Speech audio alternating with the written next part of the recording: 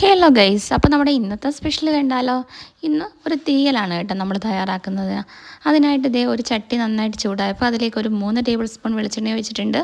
ഇനി ഒരു സവാളയുടെ പകുതിയാണ് കേട്ടോ ഒന്ന് ചോപ്പ് ചെയ്തിട്ട് കൊടുക്കുന്നുണ്ട്. ഇനി ഒരു പൊട്ടറ്റോ ഒന്ന് ചോപ്പ് ചെയ്തതും 2 പച്ചമുളകും കൂടി ചേർത്ത് നന്നായിട്ടൊന്ന് വഴറ്റിയെടുക്കുന്നുണ്ട്.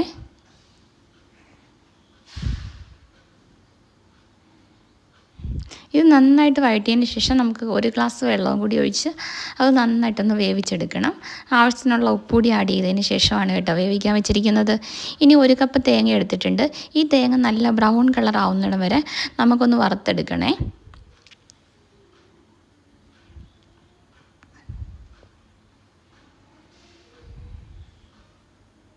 ഇനി ഇതിലേക്ക് 4 അല്ലി വെളുത്തുള്ളിയും 1 പീസ് ഇഞ്ചിയും കൂടി ചേർത്ത് ആഡ് ചെയ്യുന്നുണ്ട്.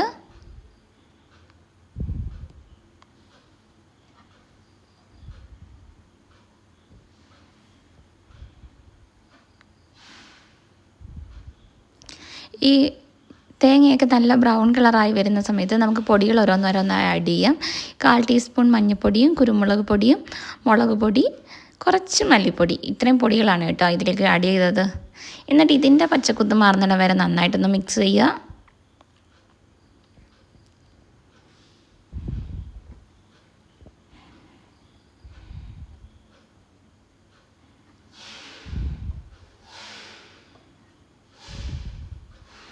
അതിനുശേഷം ഈ മിക്സ് നന്നായിട്ട് തണുത്തതിന് ശേഷം നമുക്കൊരു മിക്സിയുടെ ജാറിലേക്ക് മാറ്റിയിട്ട് ആവശ്യത്തിനുള്ള വെള്ളവും കൂടി ചേർത്ത് അരച്ചെടുക്കാം.